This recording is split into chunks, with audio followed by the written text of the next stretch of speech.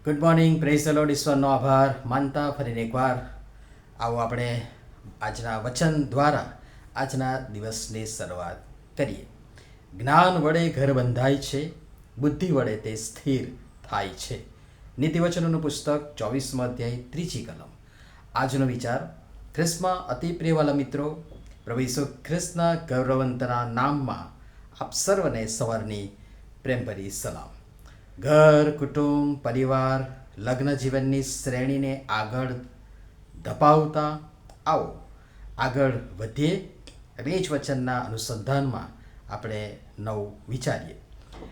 માથી અને માર્ક બંને એક વાત નોંધે છે અને તે પવિત્ર લગ્ન વિધિમાં અચૂક ધર્મસેવક દ્વારા ઉચ્ચારવામાં આવે છે. મેં ક્યાંક તો આ વચન પણ પત્રિકાઓમાં જોયું છે, પણ એ જ અધૂરું અને ઉલટ સુલટ. પણ જે ઓરિજિનલ વચન માથી અને માર્ક નોંધે છે એ આપણે એક પછી એક બંનેમાંથી જોઈએ.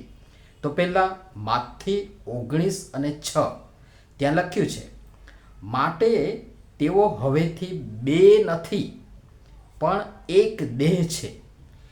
એ માટે દેવે જેને જોડ્યું છે તેને માણસે જુદું પાડવું નહીં. એની સાથે સાથે માર્કની લખેલી સુવાર્તા 10મા અધ્યાયની 9મી કલમમાં પણ જે લખ્યું છે એ પણ આપણે જોઈ લઈએ. તો ત્યાં લખ્યું છે, તો દેવે જેને જોડ્યું છે તેને માણસે જુદું ન પાડવું. માર્કની વાતને અનુમોદન આપતા અને તેમાં થોડું વધારે ઉમેરતા માથી બે મુદ્દા ઉમેરે છે. એક, માટે તેઓ હવેથી બે નથી. બીજી બાબત, પણ એક દેહ છે. એ માટે દેવે જેને જોડ્યું છે તેને માણસે જુદું પાડવું નહીં.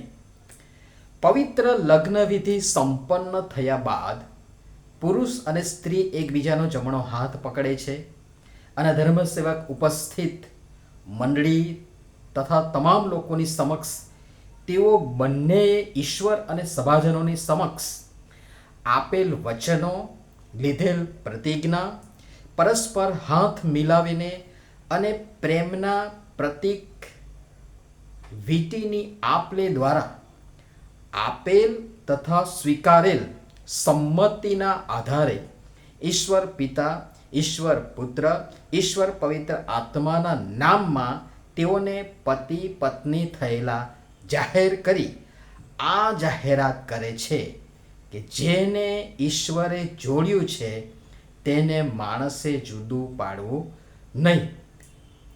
અને પછી શુભેચ્છાઓનો વરસાદ, હાર, તોરા, બુકે, પુષ્પગુચ્છ, ભેટ, સોગાદ, ફોટા અને વિડીયો અને ફટાકડા અને ફુવારા અને ધુમાડાના ગોટે ગોટા. હવે તો પેલું નવું નીકળ્યું છે, નીચે માટલાઓમાંથી ધુમાડા થતા હોય અને જાણે વાદળામાંથી બંને જણા નીકળતા હોય, આવતા હોય, વગેરે વગેરે.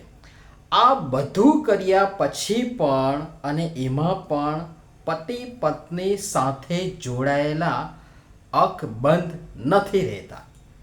કારણ પરમેશ્વરને, જે આપણે ગઈકાલે જોયું પ્રમાણે, પરમેશ્વરને બાકાત કરી દેવાય છે. પરમેશ્વરની હાજરી હોતી નથી કેટલાક અઘટિત પ્રવૃત્તિઓ અને કાર્યોને કારણે.